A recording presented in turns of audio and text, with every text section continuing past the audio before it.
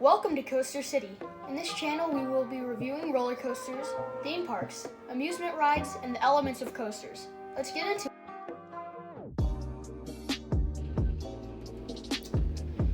First of all things, let's go through all of GateKeeper and its elements.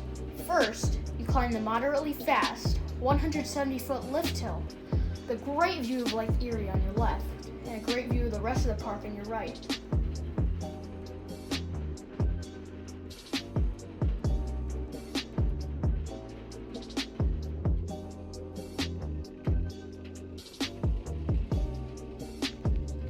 Dive into the 180-degree drop and go down 164 feet until going into the first loop. The first loop was and still is the tallest in the world. The half loop at the top is 170 feet tall, which is crazy to think about. That's as tall as a 12-story building. After the loop, it goes into a roll, which is filled with G-forces. And make sure to smile for the camera. Fly on top of the first airtime hill, diving down into a corkscrew. After the corkscrew, watch your head as you soar through the two keyholes at over 50 miles per hour and go under your own track and fly up into a left turn, doing another near-miss roll near the keyholes. Dive down and then right back up into the mid-course brake run, which slows the pacing down a lot. Then go into a very slow helix.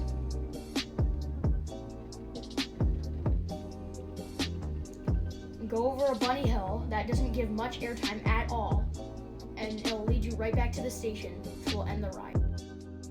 GateKeeper is a steel coaster that is very smooth because it was built recently in September 2012 and took 8 months to build, which is pretty short for a wing coaster. The ride has one of most inversions in the country.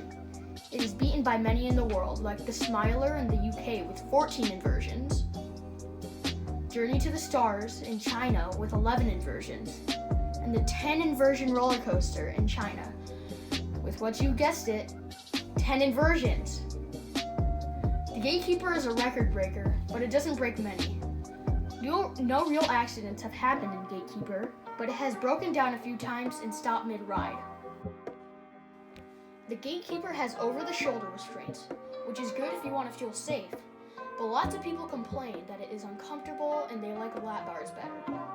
The over-the-shoulder restraint can hurt sometimes, especially if it rubs on your bone. I've been on it many times, and I can say that it's a pain in the butt sometimes. GateKeeper doesn't have much theming. Only a sign up front and 2 keyholes you ride through.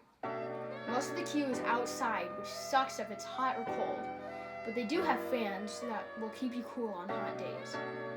In their queue, there is little to no theming, the only theme being the color blue. While inside the queue, you will enter an inside area where you get to pick what side you want to go on, left or right. Then stairs bring you up to the station. In the station, there are 3 wing trains with 8 rows and 4 seats on each row. What is cool is that every train has a different color backing to it. With it being such a forceful coaster, going up to 4 Gs, there are some rules. You have to put some big bags and backpacks in a locker or with someone not on the ride, because the bins that you put your stuff in are really small and can only hold little things like fanny packs and purses.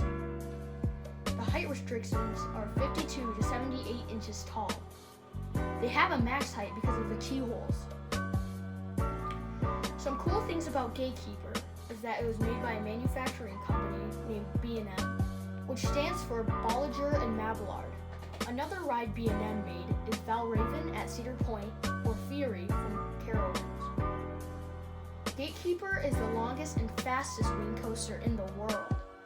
It is stated that it can carry 1,710 rides per hour, but it seems like it's a little less than that. The ride makes a big scenery difference at the main entrance because all you can think about is the magnificent keyholes at the top. A little Coaster City special. So we have a fear factor and a fun factor. Let me start off with the fear factor. I would rate the fear factor a 5 out of 10, just because it's not really that scary. It is really forceful and powerful, but not that scary. The only fearing part is the drop, and it's not even that high. Let's move to the fun factor.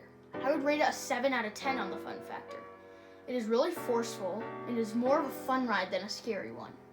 With all of the inversions, it makes it really exciting, not a scary ride. So, let's get to the final rating. I rate it overall, drum roll please, 7 out of 10.